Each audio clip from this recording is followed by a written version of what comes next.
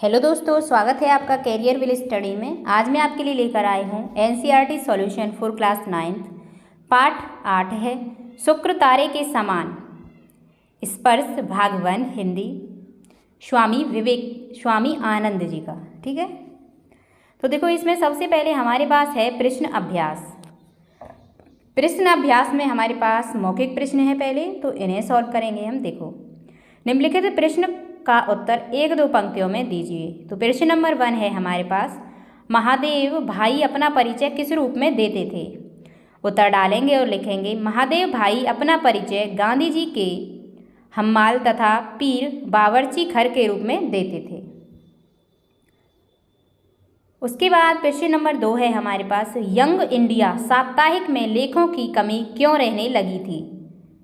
उत्तर डालेंगे और लिखेंगे, यंग इंडिया साप्ताहिक के मुख्य लेखक हॉर्नीमैन को अंग्रेज सरकार ने देश निकाला, इंग्लैंड भेज दिया, इसलिए लेखों की कमी रहने लगी थी।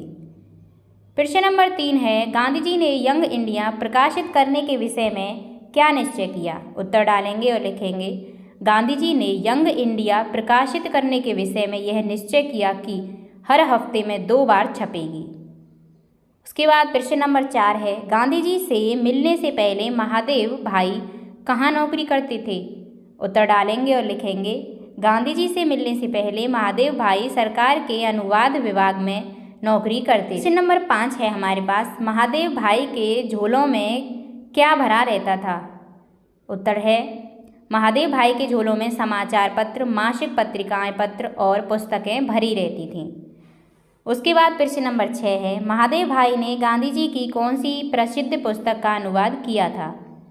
उत्तर डालेंगे और लिखेंगे, महादेव जी ने गांधी जी द्वारा लिखित सत्य के प्रयोग का अंग्रेजी में अनुवाद किया था। उसके बाद प्रश्न नंबर 7 है, अहमदाबाद से कौन से 2 साप्ताहिक निकलते थे? उत्तर डालेंगे और लिखेंगे, अहमदाबाद से यंग इंडिया और नवजीवन नामक 2 साप्ताहिक निकलते थे। उसके बाद प्रश्न नंबर 8 है, महादेव भाई दिन में कितनी देर काम करते थे? उत्तर, महादेव भाई दिन में 17 से 18 घंटे काम करते थे। उसके बाद प्रश्न नंबर 9 है, महादेव भाई से गांधी जी की निकटता किस वाक्य से सिद्ध होती है? उत्तर डालेंगे, महादेव भाई से गांधी जी की निकटता निम्न वाक्य से सिद्ध होती है, एरे जख्म जोगे नहीं जसे, यह घाव कभी योग से भरेगा नहीं। ठीक है, उसके बाद है हमारे पास लिखित प्रश्न। लिखित प्रश्नों में देखो, निम्नलिखित प्रश्न का उत्तर 25 से 30 शब्दों में लिखिए। प्रश्न नंबर 1 है, गांधी जी ने महादेव को अपना वारिस कब कहा था? उत्तर डालेंगे और लिखेंगे, गांधी जी जब 1919 में जलियांवाला बाग हत्याकांड के बाद पंजाब जा रहे थे तो पलवल रेलवे स्टेशन पर उन्हें गिरफ्तार कर लिया गया, तभी गांधी जी ने महादेव भाई को अपना वारिस कहा था। उसके बाद है प्रश्न नंबर 2, गांधी जी से मिलने आने वालों के लिए महादेव भाई क्या करते? उत्तर डालेंगे और लिखेंगे, गांधी जी से मिलने आने वालों से महादेव जी खुद मिलते थे, उनकी समस्याएं सुनते, उनकी संक्षिप्त टिप्पणी तैयार करते और गांधी जी को बताते। इसके बाद वे आने वालों को गांधी जी से मिलवाते थे। उसके बाद प्रश्न नंबर 3 है हमारे पास, महादेव भाई का साप्ताहिक दैन क्या है? उत्तर लिखेंगे, महादेव भाई ने सत्य का प्रयोग का अंग्रेजी अनुवाद किया, जो कि गांधी जी की आत्मकथा थी। वे प्रतिदिन डायरी लिखते थे। शरद बाबू टैगोर आदि की कहानियों का भी अनुवाद किया। यंग इंडिया में लेख लिखे। उसके बाद है हमारे पास प्रश्न नंबर 4, महादेव भाई की अकाल मृत्यु का कारण क्या था? उत्तर है, महादेव भाई भरी गर्मी में वर्गा से पैदल चलकर सेवाग्रात आते थे और जाते थे। 11 मील रोज गर्मी में पैदल चलने से स्वास्थ्य पर बुरा प्रभाव पड़ता और उनकी अकाल मृत्यु हो गई।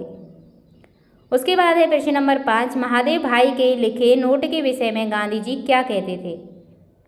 उत्तर है, महादेव भाई के लिखे नोट के विषय में गांधी जी कहते थे कि वे सटीक होते हैं, उनमें कभी कोमा तक की गलती भी नहीं होती। अगर किसी की टाइप करवाई हुई बातचीत में खामियां निकल जाती तो गांधी जी उन्हें कहते, महादेव के लिखे नोट से मिलान कर लेना चाहिए था ना। उसके बाद देखो प्रश्न नंबर खा है, निम्नलिखित प्रश्न का उत्तर 50 से 60 शब्दों में लिखिए। तो खा का प्रश्न नंबर 1 है, पंजाब में फौजी शासन ने क्या कहर बरसाया? उत्तर है, पंजाब में फौजी शासन ने अधिकतर नेताओं को गिरफ्तार करके जन्म कैद की सजाएं देकर काला पानी भेज दिया। राष्ट्रीय दैनिक पत्र ट्रिब्यून के संपादक को 10 साल की सजा मिली। बात प्रश्न नंबर 2 है, महादेव जी के किन गुणों ने उन्हें सबका लाडला बना दिया था? उत्तर है, महादेव जी के प्रतिभा संपन्न व्यक्ति थे। वे कर्तव्यनिष्ठ थे, विनम्र स्वभाव के थे, आने वालों के साथ सहयोग करते थे। उनकी लेखन शैली का सभी लोहा मानते थे। वे कट्टर विरोधियों के साथ भी सत्यनिष्ठा और विवेक युक्त बात करते थे। देश में ही नहीं विदेश में भी लोकप्रिय थे। इन्हीं सब कारणों से वे सबके लाडले थे। प्रश्न नंबर 3 है, महादेव जी की लिखावट का क्या विशेषता थी? उत्तर है, महादेव जी की लिखावट बहुत सुंदर थी। उनके अक्षरों का कोई शानी नहीं था। उनके लिखे नोटों में कोमा हलंत तक की गलती नहीं होती थी। वायसराय को जाने वाले पत्र गांधी जी हमेशा महादेव जी से ही लिखाते थे। उनका लेखन सबको मंत्रमुग्ध कर देता था। बड़े बड़े सिविलियन और गवर्नर कहा करते थे कि सारी ब्रिटिश सर्विसों में उनके समान अक्षर लिखने वाला कोई नहीं है गा प्रश्न, निम्नलिखित का आशय स्पष्ट कीजिए। तो देखो प्रश्न नंबर 1 है, अपना परिचय उनके पीर बावर्ची भिस्ती खर के रूप में देने से वे गौरवान्वित महसूस करते थे। तो देखो उत्तर डालेंगे और लिखेंगे, महादेव जी गांधी जी के मंत्री थे। वे गांधी जी के छोटे बड़े सभी कार्य कुशलतापूर्वक करते थे। इसी कारण वे स्वयं को गांधी जी के पीर बावर्ची भिस्ती खर कहते थे और उसमें गौरव का अनुभव करते थे। प्रश्न नंबर 2 है, इस पेशे में आमतौर पर स्याह को सफ़ेद और सफ़ेद को स्याह करना होता है। उत्तर है, वकालत पेशे का काम झूठ को सच और सच को झूठ सिद्ध करना होता है। इसमें पूरी सच्चाई के काम नहीं होता था। प्रश्न नंबर 3 है, देश और दुनिया में मुग्ध करके शुक्र तारे की तरह ही अचानक अस्त हो गए। तो उत्तर डालेंगे और लिखेंगे, जिस तरह शुक्र तारा थोड़े समय में ही अपनी छटा से मोहित कर देता है और फिर छिप जाता है, उसी प्रकार महादेव जी भी थोड़े ही समय में अपनी कार्यकुशलता से सबके लाडले बन गए, परंतु अकाल मृत्यु को प्राप्त हुए। उसके बाद प्रश्न नंबर 4 है, उन पत्रों को देख देख कर दिल्ली और शिमला में बैठे वायसराय लंबी सांस उसांस लेते रहते थे।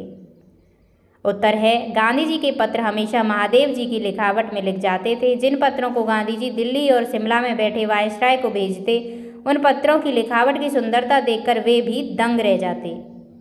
उसके बाद है हमारे पास भाषा अध्ययन। तो देखो नंबर 1 है, इक प्रत्यय लगाकर शब्दों का निर्माण कीजिए। ठीक है, ये कुछ शब्द हैं, इनमें इक प्रत्यय लगाना है। तो देखो उत्तर डालेंगे और लिखेंगे, सप्ताह में इक लगाएंगे तो साप्ताहिक, साहित्य में लगाएंगे इक तो साहित्यिक, व्यक्ति में इक लगाएंगे तो वैयक्तिक, राजनीति में इक प्रत्यय लगाएंगे तो राजनीतिक, अर्थ में इक प्रत्यय लगाएंगे तो आर्थिक, धर्म में इक प्रत्यय लगाएंगे तो धार्मिक, मास में इक प्रत्यय लगाएंगे तो मासिक और वर्ष में इक प्रत्यय लगाएंगे तो वार्षिक। ठीक है, उसके बाद प्रश्न नंबर 2 है, नीचे दिए गए उपसर्गों का उपयुक्त प्रयोग करते हुए शब्द बनाइए। जैसे आ, ने, अन, दुर, वी, कु, पर, शु, अवधि।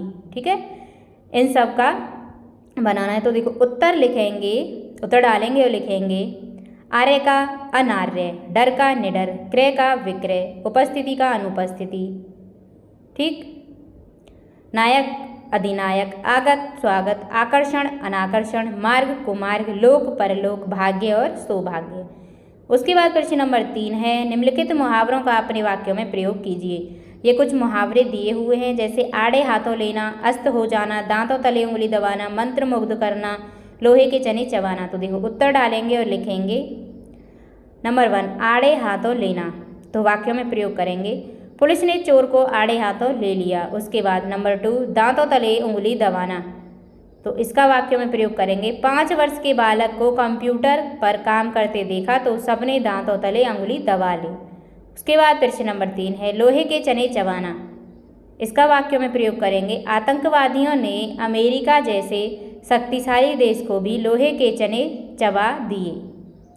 उसके बाद नंबर 4 डालेंगे, अस्त हो जाना। इसका वाक्यों में प्रयोग करेंगे, बहुत मेहनत के बाद भारतीय अंग्रेजी राज्य के सूर्य को अस्त करने में सफल रहे।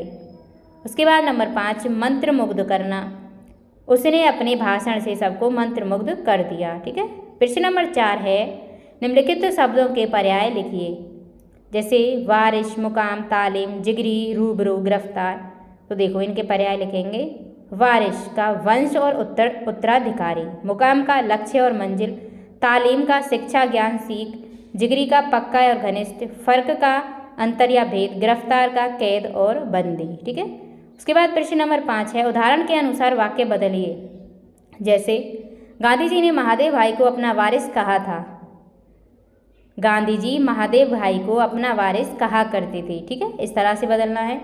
तो ये सभी कुछ पॉइंट दे रखे हैं, इन सभी को बदलना है। देखो, महादेव भाई अपना परिचय पीर बावर्ची भिस्ती खर के रूप में देते थे। पीड़ितों के दल ग्राम देवी के मणि भवन पर उमड़ते रहते थे। दोनों साप्ताहिक अहमदाबाद से निकलते थे। देश विदेश के समाचार पत्र गांधी जी की गतिविधियों पर टीका टिप्पणी करते थे।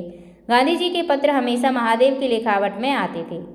तो देखो, उत्तर डालेंगे और लिखेंगे महादेव भाई अपना परिचय पीर बावर्ची भिस्ती खर के रूप में दिया करते थे। नंबर 2 में लिखेंगे पीड़ितों के दल ग्राम देवी के मणि भवन पर उमड़ा करते थे। नंबर 3 है दोनों साप्ताहिक अहमदाबाद से निकला करते थे। नंबर 4 में लिखेंगे देश विदेश के समाचार पत्र गांधी जी की गतिविधियों पर टीका टिप्पणी किया करते थे। नंबर 5 है गांधी जी के पत्र हमेशा महादेव की लिखावट में जाया करते थे। ठीक है, इसी के साथ आपका यह चैप्टर समाप्त हो चुका है। उम्मीद करती हूँ वीडियो आपको पसंद आई होगी। अगर वीडियो अच्छी लगी हो तो वीडियो को लाइक करें और हमारे चैनल को सब्सक्राइब करें। मिलते हैं नेक्स्ट वीडियो में न्यू चैप्टर के साथ। धन्यवाद।